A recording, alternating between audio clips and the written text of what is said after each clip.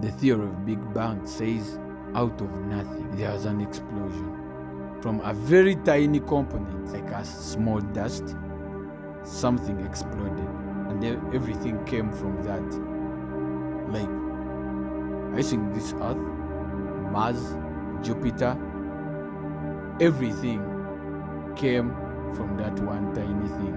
What was before that? What was there before the Big Bang? Who created that small dust? If energy can neither be destroyed or created but can be transformed from one form to another, how comes energy came from nowhere? Wasn't it just created? Doesn't that explain God saying, "Let there be"?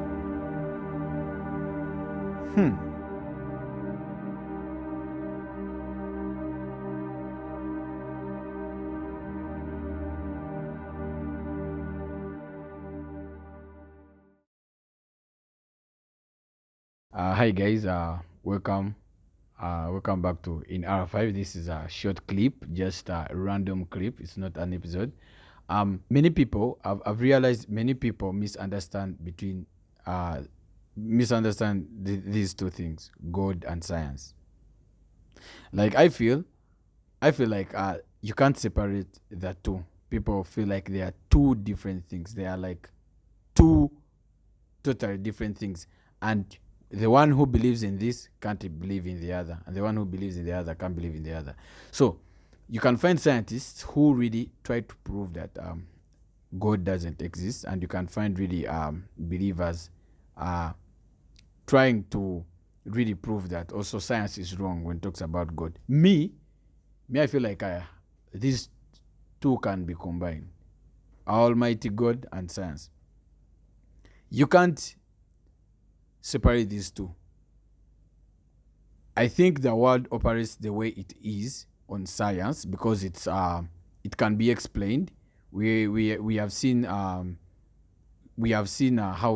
reproduction occurs, how a sperm has to fertilize the ovum, then the ovum grows into a zygote, then a fetus, then you deliver a baby. But we haven't seen a kid just appearing from air and falling down. Yeah. Of course, even people who are prayed for, who have been barren for years, for let me say years, then they are prayed for. Those testimonies we always see on church televisions, and then they deliver a baby. They don't say that I woke up with a baby under my bed, or they don't they don't say that I woke up with a baby besides me.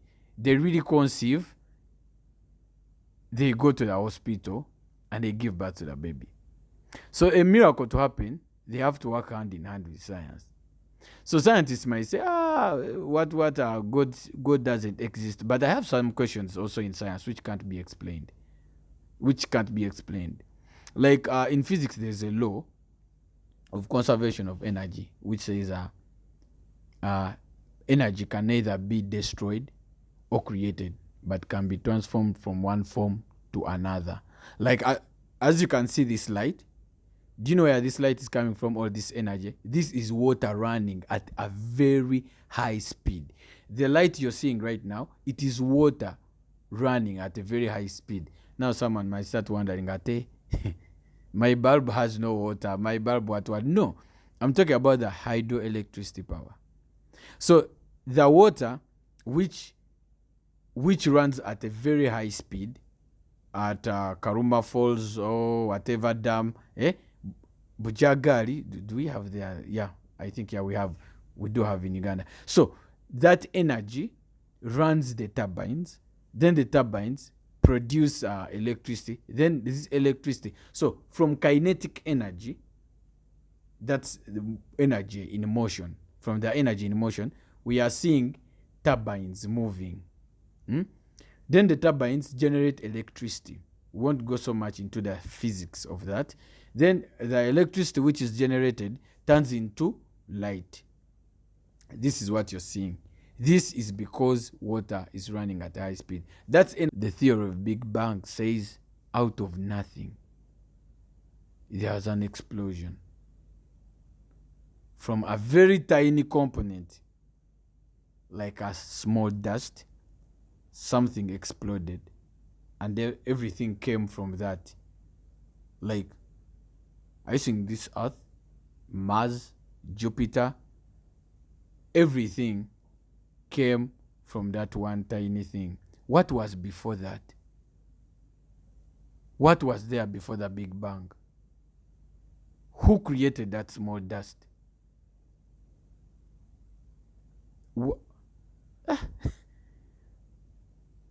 If energy can neither be destroyed or created but can be transformed from one form to another, how comes energy came from nowhere?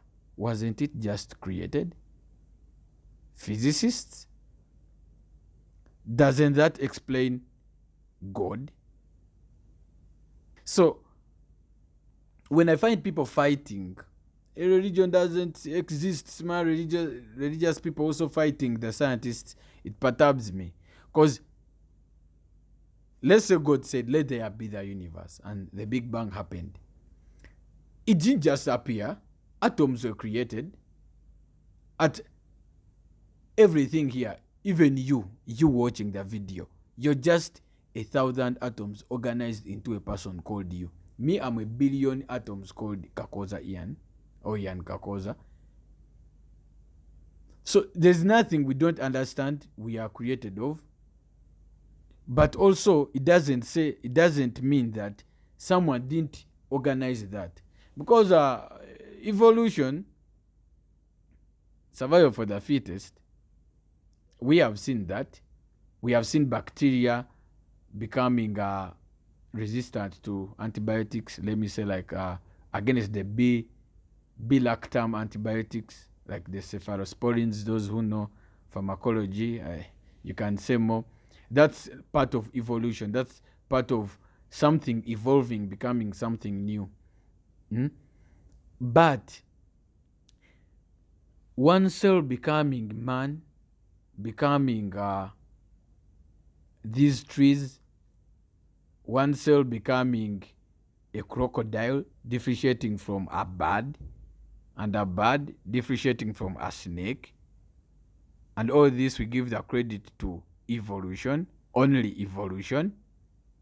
And it's only on Earth. And we have searched for life. We can't see it anywhere else. Okay, yeah, they are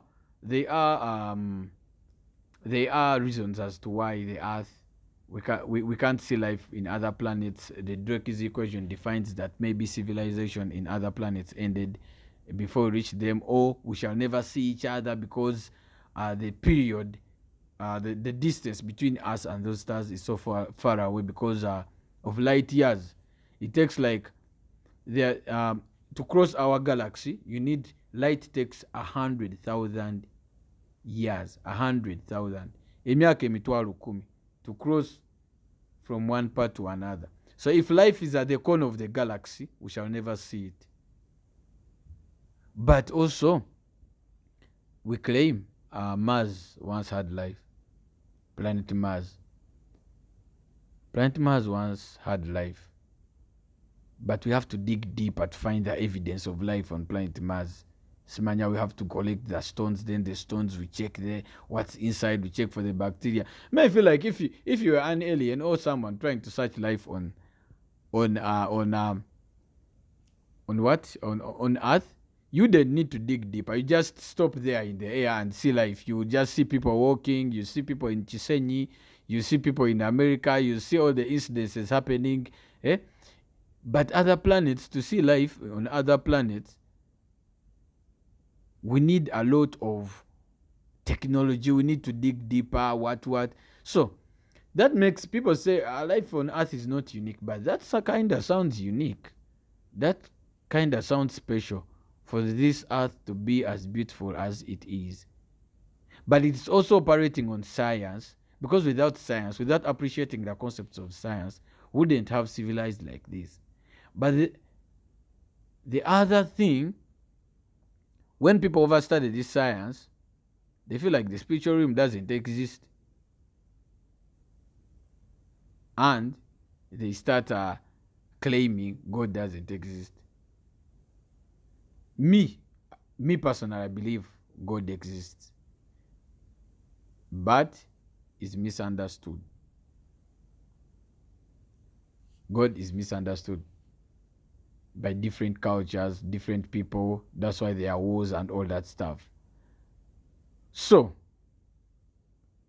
the spiritual realm and science, I believe, work hand in hand for all this to exist.